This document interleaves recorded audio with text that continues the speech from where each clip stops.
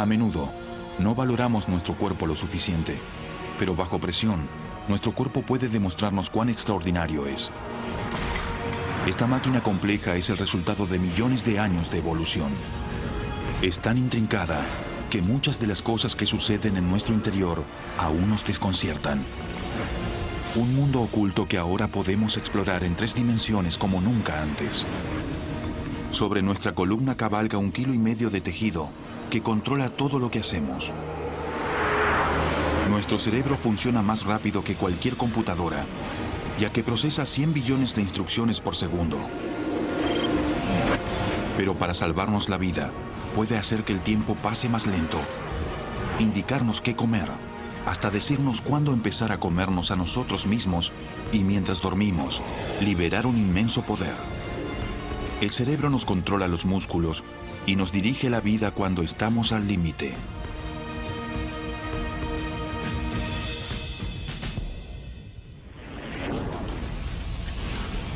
Cuando los bomberos se enfrentan a una de las fuerzas más mortíferas de la naturaleza, parece imposible que logren sobrevivir. Sin embargo, 6 hombres salen ilesos de una tormenta de fuego devastadora. El cerebro de cada uno lo salvó haciendo que el tiempo pasara más lentamente. La caída de un rayo inicia un incendio en Little Venus, Wyoming.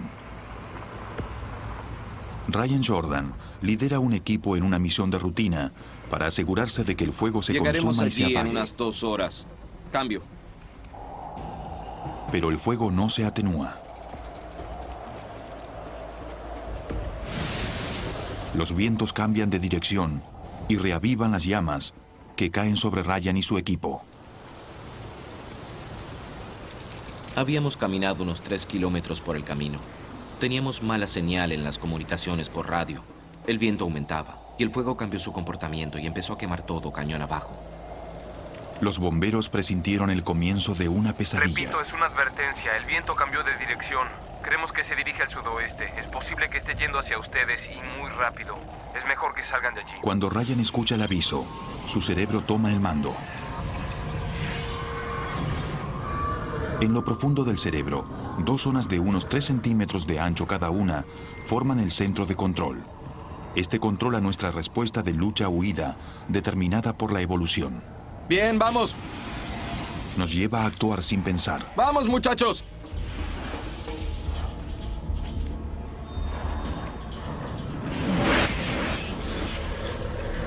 El centro de control recolecta información del exterior. En general, la información va al centro del pensamiento del cerebro donde se estudia y se analiza. Pero en una emergencia, el controlador funciona de otro modo. Envía señales a las regiones adyacentes que forman el centro detector de desastres. Sin pensarlo, el cerebro de los bomberos les ordena huir. Los bomberos parten en un abrir y cerrar de ojos. Se sentía cómo se acercaba el calor del incendio. En tu mente quieres salir corriendo y eso te indica el instinto que te alejes de la fuente de calor. Las llamas se acercan avivadas por las ráfagas.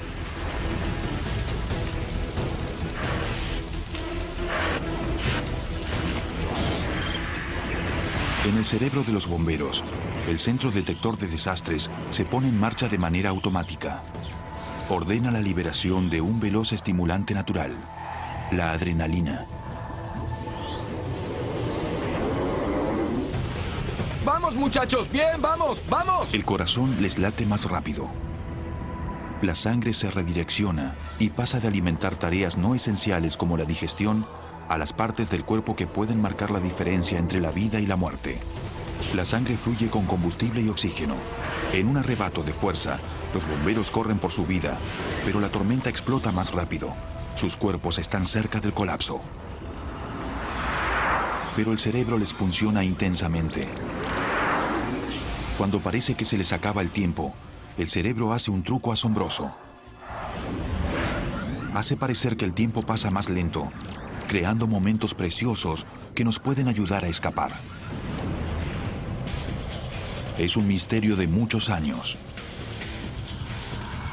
Para comprender mejor este efecto, Se hizo una prueba en voluntarios que saltaban bajo tensión por primera vez desde una plataforma a 45 metros de altura. Se les daba una pantalla que, en condiciones normales, se movía demasiado rápido como para poder leerla. Pero quizá un cerebro bajo tensión podría frenar los números lo suficiente como para leerlos.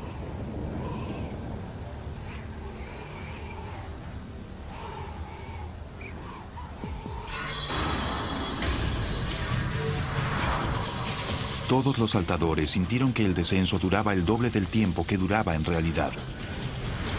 De manera increíble, algunos lograron leer los veloces dígitos. Una explicación para esto es que nuestro cerebro ve una serie de fotografías, unos 30 cuadros por segundo. En una emergencia, esa tasa aumenta, lo que le permite al cerebro absorber más información en menos tiempo. El efecto es que el tiempo pasa más lento.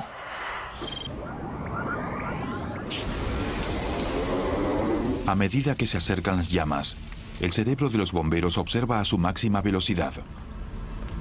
Los segundos parecen horas, lo que les da la posibilidad de pensar qué hacer. Parece que las cosas ocurren lentamente. Tienes tiempo para pensar, pero en realidad son solo segundos. Corremos, subimos por el cañón, desplegamos el refugio contra el fuego aquí. Como cuentan con más tiempo, el equipo evalúa la situación crítica. ¡Vamos, rápido! Acuerdan detenerse y refugiarse. ¡Vamos, ahora! Justo a tiempo. Oyes el fuego, sientes que se acerca y sabes que no podrás alejarte y confías en ese refugio para salvar tu vida. Solo no lo crees, no crees que esté sucediendo. ¡Vamos, entra! ¡Háblame! ¡Resiste!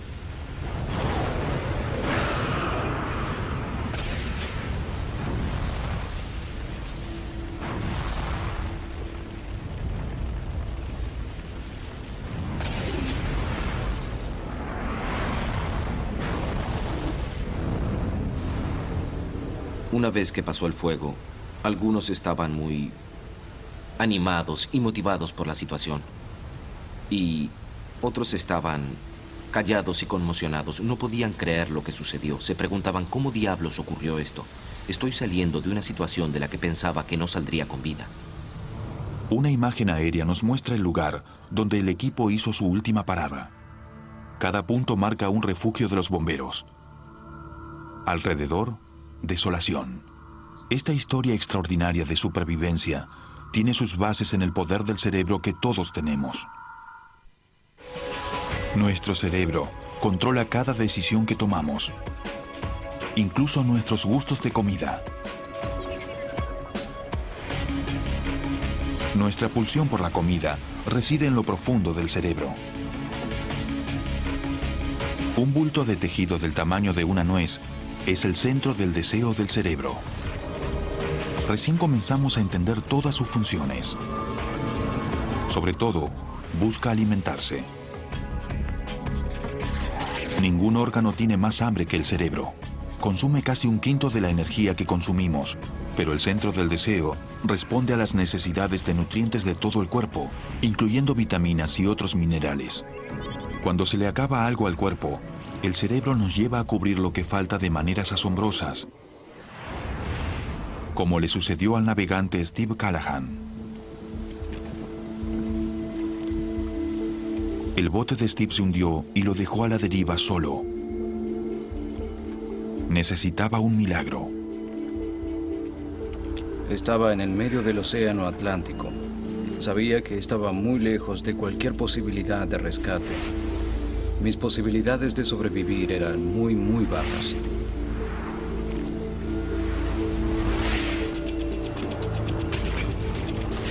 Cuando se le acabaron las raciones, Steve se volvió un predador.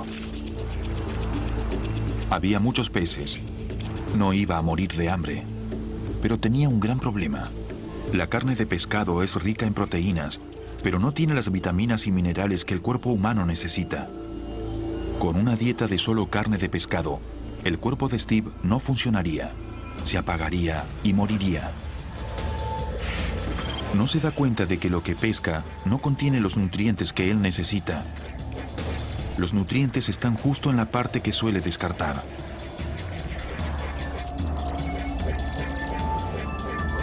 Cuando su cuerpo está a punto de apagarse, Steve nota que sus gustos por la comida empiezan a cambiar. Estaba cada vez menos interesado en la carne de pescado y cada vez más interesado en partes como los ojos, las pequeñas placas entre las vértebras, el hígado fresco y las huevas. Básicamente casi todo el interior del pescado, excepto el estómago. De manera inconsciente, con la muerte acechándolo, Steve consume los nutrientes que lo mantienen con vida. Recién ahora podemos entender por qué un hombre puede llegar a comer e incluso disfrutar algo que antes solía causarle repulsión. Cuando el centro del deseo nota que a la dieta de Steve le falta algo, comienza a generarle unas intensas ganas de comer y a sentir que debe saciarse con cualquier cosa. Este instinto de supervivencia obligó a nuestros antepasados a probar cualquier cosa para equilibrar su dieta hasta el punto de ignorar el gusto.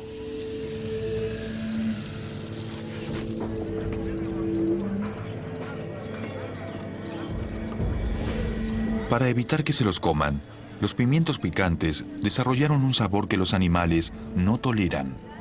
Ese sabor viene de un químico que produce quemazón en la boca. Aún así, los comemos. Eso es porque nuestro cerebro sabe que sobrevivir puede depender de sobrepasar los límites. Un pimiento picante contiene 4 veces la cantidad de vitamina C de una naranja.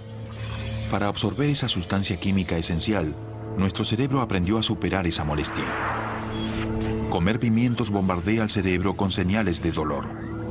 Como respuesta, el cerebro libera endorfinas, calmantes naturales que inducen sensaciones placenteras. Lo picante de los pimientos activa el centro de aprendizaje del cerebro. Allí se guarda el recuerdo de que, a pesar del sabor furioso, los pimientos son ricos en nutrientes y son un placer peculiar. Si te acostumbras al dolor inicial del pimiento, luego comienza a generarse una respuesta placentera. Así las personas se acostumbran a comer cosas que no se supone que coman, como pimientos picantes, cebollas y ajo. Para que Steve Callahan siga comiendo lo que necesita, su cerebro utiliza una táctica similar. Al disparar una sensación de placer cada vez que digiere un nutriente que necesita, su cerebro transformó partes del pescado que solían repugnarle en deliciosos manjares. Era como si mi cuerpo me estuviera diciendo constantemente que necesitaba eso y por eso cambiaba mi psicología. No comía hígado fresco de pescado porque tenía que hacerlo, sino porque mi mente me decía que eso era bueno para mí, como un postre. Rescataron a Steve Callahan luego de 76 días. Manejado por su cerebro, no solo salvó su vida, sino que además mejoró su salud.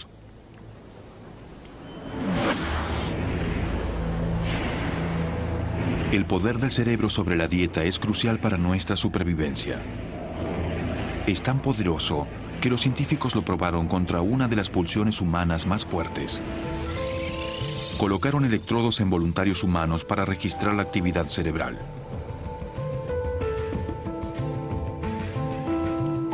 Luego compararon cómo responden los centros de placer cuando comemos chocolate y cuando besamos a alguien.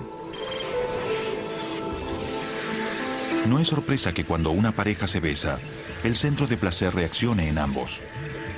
Pero los besos no alcanzaron el efecto que logró el chocolate en contacto con la lengua. Ese placer fue más intenso y duradero. Nuestra obsesión por comer concuerda perfectamente con la evolución. Durante la mayor parte de la historia de la humanidad, la comida escaseó. Esa experiencia nos lleva a engullir cuando podemos y a acumular nutrientes para sobrevivir. Pero aun cuando se nos termina la comida por completo, nuestro cerebro tiene una respuesta. El centro del deseo, ubicado en lo profundo de la base del cerebro, tiene instrucciones para vencer la inanición. Este conjunto de células salvó la vida de un explorador de cuevas francés.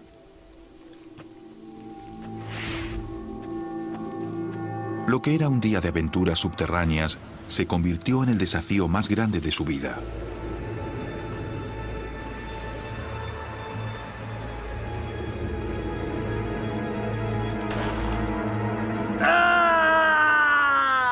Jean-Luc Joshua está en lo profundo de un laberinto de cuevas de 25 kilómetros. Está atrapado y sin comida. No tiene idea de cómo enfrentar esta pesadilla, pero la parte inconsciente de su cerebro activa un mecanismo de supervivencia que cambia la manera en que su cuerpo funciona y logra que haga lo que ninguna máquina puede hacer: funcionar sin combustible. Esta estrategia brillante puede ser la clave para que todos vivamos más tiempo. Justo por encima de la columna se encuentra la parte más antigua del cerebro. El centro del deseo mantenía a nuestros antepasados con vida cuando se les acababa la comida. Ahora es la única esperanza de Jean-Luc Joshua para escapar de la muerte. En los animales, esta parte del cerebro surgió en la época de los dinosaurios, antes de que existieran los mamíferos. Está configurada para vencer la inanición.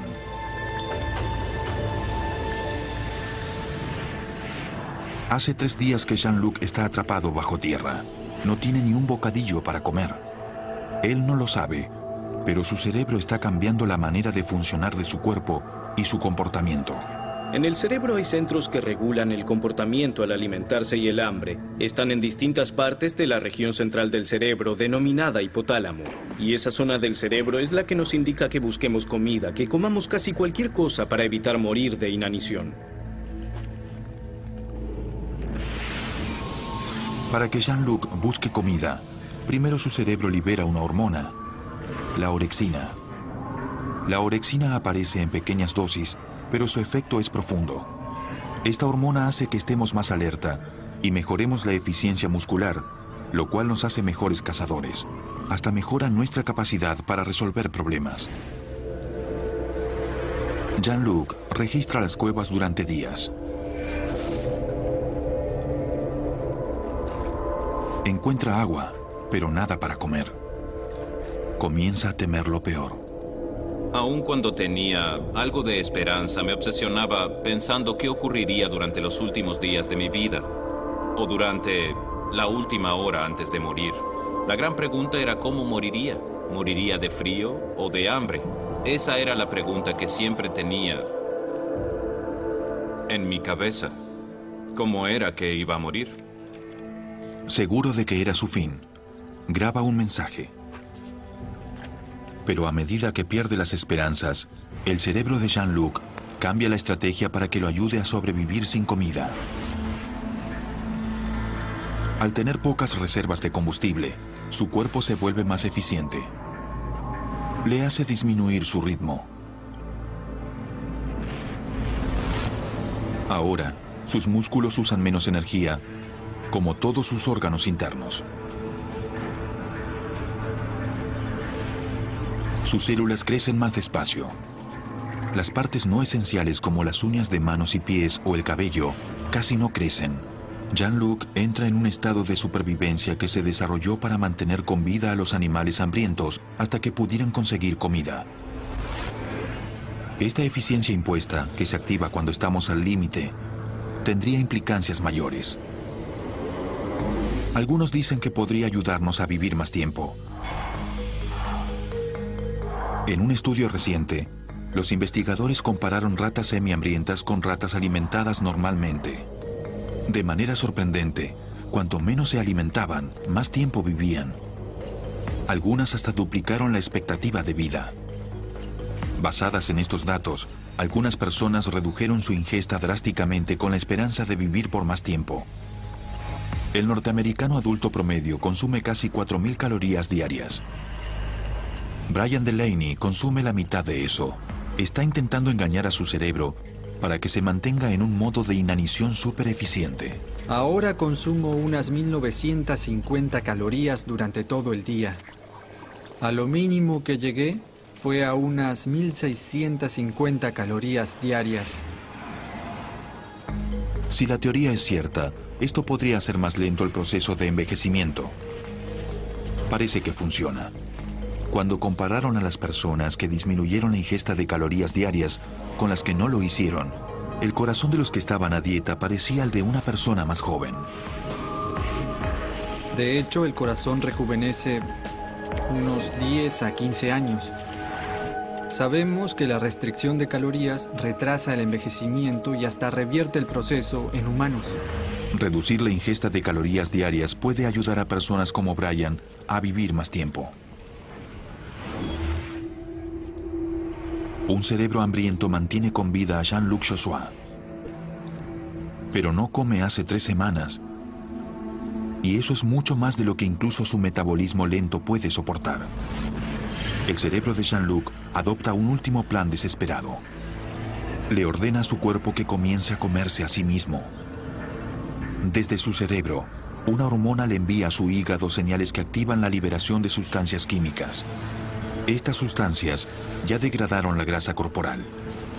Ahora, comienzan a degradar proteínas, los músculos de Jean-Luc, una última fuente de energía. Una persona no obesa normal tiene entre 130.000 y 160.000 calorías acumuladas como grasa, solo unas 54.000 en los músculos, y solo la mitad de esas 54.000 calorías está disponible como energía porque la pérdida de la mitad de las proteínas del cuerpo es incompatible con la vida. En otras palabras, una vez que el cuerpo consume la mitad de las células musculares, se termina el juego. Pero para un cerebro desesperado por combustible, nada es sagrado. Incluso autorizará la degradación del músculo cardíaco para mantenerse con vida. Así que uno debe comer las proteínas del cuerpo, comerse a uno mismo para producir el azúcar que necesitan el cerebro y los glóbulos rojos. Milagrosamente para Jean-Luc, la estrategia de su cerebro funciona. 35 días después de haber quedado atrapado, los socorristas lo encuentran a solo 180 metros de la entrada de la cueva. Su terrible experiencia le costó 18 kilos de grasa y músculos, pero su cerebro está muy bien. Recordando ahora lo que ocurrió, creo que todos tenemos un instinto de supervivencia, pero solo lo descubrimos cuando enfrentamos una situación como esta. ¡Mírenlo, mírenlo! ¡Feliz Día de los Caídos para todos! El cerebro funciona a toda velocidad todo el tiempo y digiere gran cantidad de información, pero nunca tanta como durante una carrera NASCAR. ¡Frénalo, frénalo, frénalo! ¡No veo! ¡Acelera, acelera! El cerebro maneja miles de sistemas que nos mantienen con vida. Y tiene que hacer todo eso más rápido que cualquier computadora. Para eso procesa 100 billones de instrucciones por segundo. Como cualquier procesador central, el cerebro produce calor. Si no se enfría, nuestro cerebro puede recalentarse. Su temperatura interna aumenta medio grado Celsius cada 5 minutos. 10 minutos sin enfriarse causa desorientación. 20 minutos puede causar daños permanentes. Y después de 50 minutos, si la temperatura del cerebro se eleva a 5 grados, morimos. Como el cerebro controla todo lo demás, su principal función es protegerse a sí mismo. Pocas cosas ponen a prueba el sistema de enfriamiento del cerebro, como una infernal carrera de stock cars. Un segundo de duda puede costarle a uno la carrera. Mantenerse frío es la clave, mantener fría la cabeza, la sangre. Es como el motor de nuestros autos de carrera. Si uno no lo mantiene frío, se recalienta, termina explotando y uno queda fuera de carrera. Nosotros no explotamos, pero no funcionamos bien en caliente. Los pilotos están listos para las 400 tensas vueltas a toda velocidad. En la pista, la temperatura supera los 37 grados Celsius. Dentro de esas bestias de 850 caballos de fuerza, hace aún más calor. El piloto trabaja en este entorno agotador y él mismo genera calor por todo el ejercicio de conducir, de frenar y eso. Pero además están los gases de combustión que también generan calor. Por lo general en la cabina la temperatura puede ascender a 50 o 60 grados. En esos extremos, nuestro cerebro necesita maneras sofisticadas de mantenerse frío. Nuestro sistema de enfriamiento corporal funciona como el de un auto. Tenemos un radiador cuya función es enfriar el agua que circula a través del motor. Tenemos una entrada de aire que viene del frente del auto y circula a través del corazón del radiador. Y tenemos una entrada de aire que pasa por encima de las rejillas y el resto del motor para enfriarlo con el aire.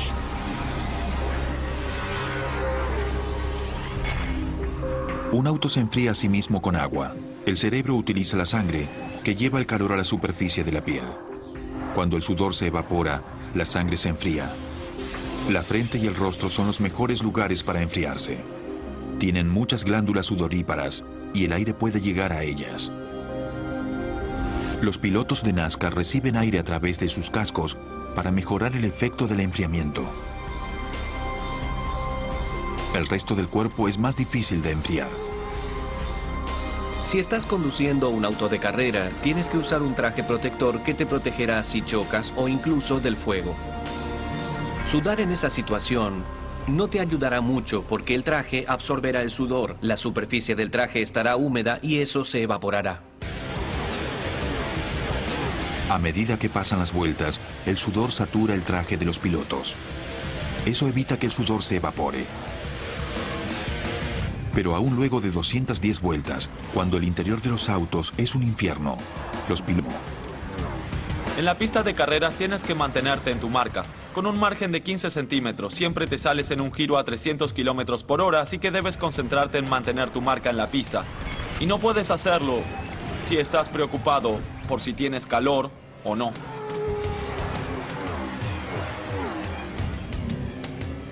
Aún no sabemos exactamente cómo hace el cerebro para mantener la temperatura adecuada en semejantes condiciones. Una teoría controvertida dice que tiene un sistema de enfriamiento extra. El cerebro es un órgano tan importante que tiene una variedad de capacidades y habilidades para intentar mantener su entorno interno en estado normal. Algunos no están de acuerdo con que tenemos un sistema especial de enfriamiento selectivo para el cerebro.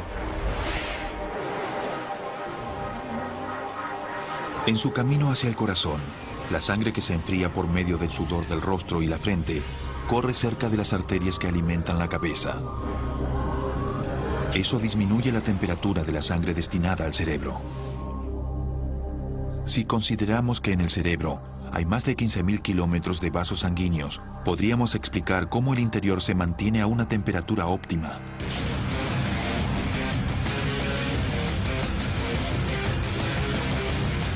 Después de 5 horas y 900 kilómetros, los pilotos terminan la carrera y aún están concentrados en un 100%. ¡Sí! ¡Es un gran auto! Y logra pasarlo sin problemas. ¡Increíble! Logran esto gracias a la increíble capacidad del cerebro de mantener su temperatura, incluso en el infierno de una carrera NASCAR.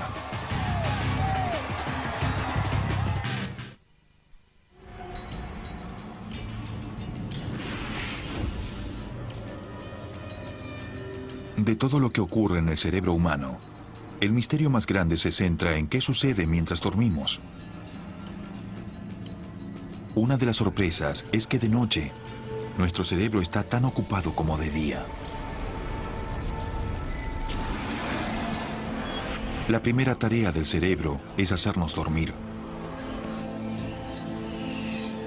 Cuando cae la noche, una glándula del cerebro del tamaño de un lunar libera nuestra píldora para dormir natural, la melatonina. La melatonina actúa en nuestro sistema nervioso central y nos da sueño. Pero mientras que el cuerpo se relaja, el cerebro se pone a trabajar. Todas las noches hace un ajuste. Las células del cerebro que trabajaron durante todo el día se cierran para repararse. Unas sustancias químicas limpian los productos de desecho de la actividad celular cerebral y en algunos lugares crecen células nuevas. Sin este servicio de diagnóstico y reparación, el cerebro no podría seguir funcionando al máximo de su capacidad. Si nos quedamos despiertos durante demasiado tiempo, nuestro cerebro nos duerme sin importar las consecuencias. Eso es lo que le sucedió al explorador David Hempleman Adams cuando intentó romper el récord de viaje en globo individual al Polo Norte.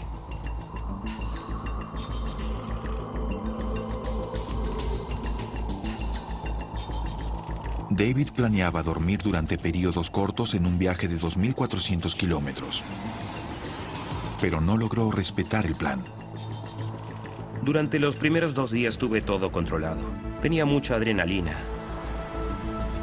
Nada mal por ser los primeros días. Luego de 48 horas sin dormir, el centro del pensamiento del explorador fue lo primero que dejó de funcionar.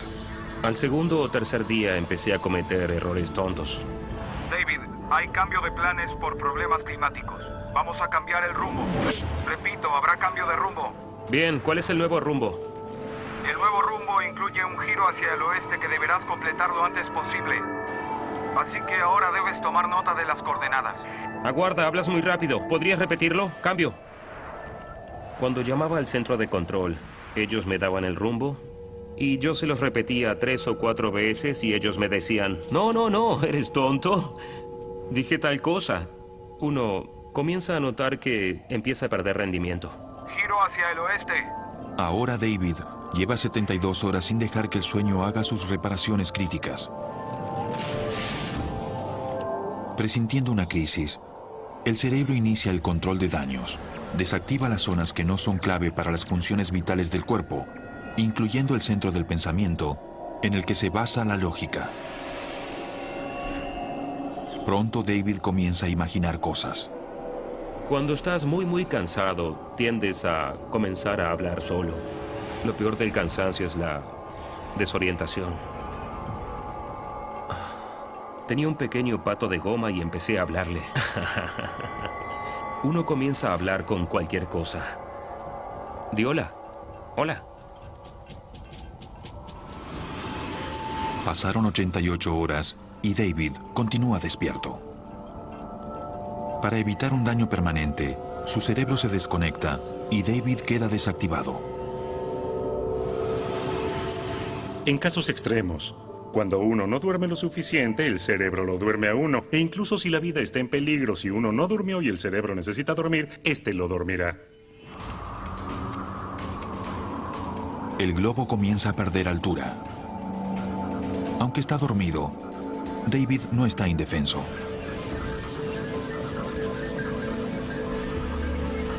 Mientras dormimos, la parte del cerebro que oye se mantiene alerta. Por eso nos despierta la alarma del reloj u otros ruidos. Cuando nos quedamos dormidos, mantenemos nuestra vigilancia y estamos alertas ante el mundo exterior. El cerebro sigue atento y uno sabe qué sucede afuera. Cuando el globo cae a los 2.000 metros de altura, suena la alarma del piloto automático. El centro de respuesta a la emergencia de David le da una sacudida. Aturdido, su instinto es tratar de huir del ruido molesto e intenta salir de la canasta. En un bosque, este instinto de supervivencia puede salvarnos la vida. Pero a miles de metros de altura, casi termina en catástrofe. Después de esa fracción de segundo en la que tomé conciencia de dónde estaba, cuando vi las nubes allí abajo, volví a entrar en la canasta. Y recuerdo que temblaba tanto que mis rodillas se chocaban entre sí. Eso fue lo más cerca que estuve de matarme alguna vez. El sueño corto pero profundo de David fue suficiente para que volviera a la normalidad.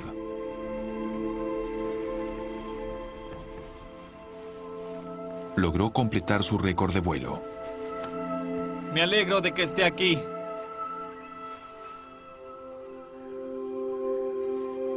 Uno se da cuenta de que necesita dormir. Y si no duerme, se muere. Uno no morirá por falta de sueño, sino porque cometerá un error que provocará un accidente. Y eso es lo que aprendí de aquel viaje. Es posible que nuestro cerebro esté ocupado mientras estamos despiertos, pero hay un momento mientras dormimos en el que está aún más ocupado. Es el momento en el que nuestro cuerpo está perfectamente quieto y casi todas las regiones de nuestro cerebro cobran vida. Es el momento en el que soñamos, pero hay solo una parte que se desactiva por completo: nuestro centro de lógica. Sin los límites de la razón, nuestro cerebro puede recorrer en sueños los fantásticos mundos que crea. Soñar es un potencial humano que consiste en entrar en un mundo virtual en el cual uno puede simular cualquier experiencia imaginable. Detrás de los párpados cerrados, los ojos se mueven de manera salvaje mientras soñamos, y de ahí viene el nombre de movimiento ocular rápido o sueño REM. Durante el sueño REM, nuestro cerebro está tan ocupado que recibe el doble de sangre que lo habitual. Para que no podamos representar los sueños, nuestro cerebro envía señales a la médula espinal que paralizan temporalmente nuestras extremidades. Puede parecer que soñamos toda la noche, pero experimentamos ráfagas de sueños que duran solo unos pocos minutos.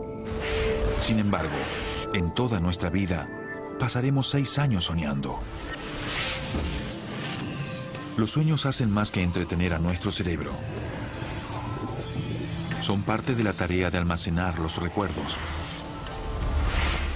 El cerebro solo puede filtrar lo vivido mientras descansamos, y así descarta lo que no es útil. Algunos creen que el sueño REM es casi como un sistema de archivos. Se cree que nuestro cerebro revisa mucha información al azar, archiva las cosas importantes y descarta las que no lo son.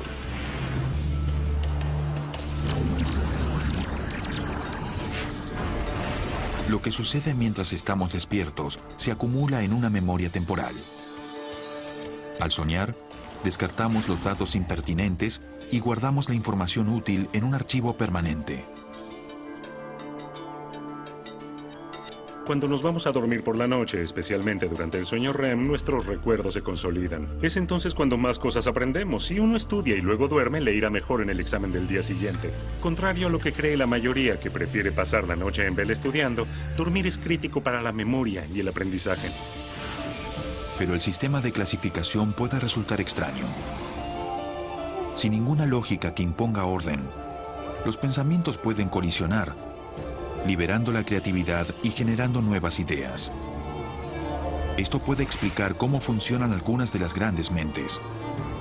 El sueño de Einstein, en el que viajaba en un trineo a la velocidad de la luz, influyó en su teoría de la relatividad. El premio Nobel Niels Bohr revolucionó la física cuando un sueño sobre caballos le dio una pista sobre la estructura atómica.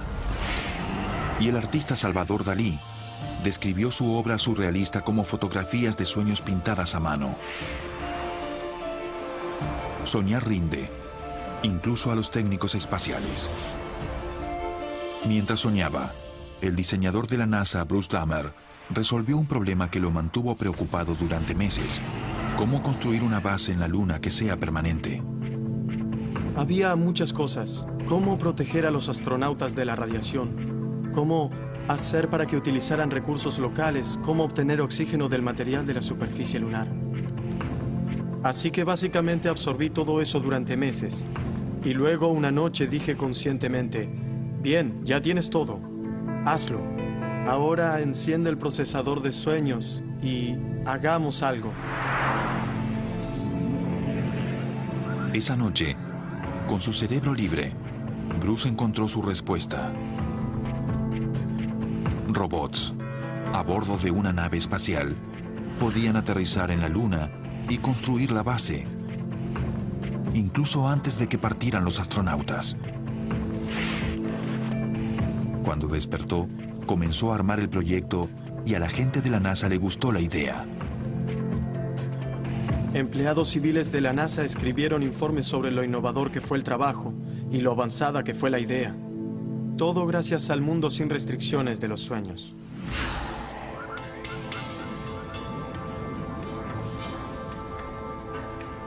El desafío es no dejar los sueños librados al azar. Podríamos aprovechar el poder de soñar del cerebro utilizando una técnica llamada sueño lúcido. Por lo general, los sueños lúcidos suceden cuando ocurre algo muy extraño dentro de un sueño que te hace preguntarte, ¿qué sucede? ¡Ah! ¿Por qué estás flotando en el aire? ¿Cómo hiciste eso? Oh, porque es un sueño. La clave es aprender a darnos cuenta de que estamos soñando sin despertarnos. El próximo paso es llevar el sueño en la dirección que uno quiera.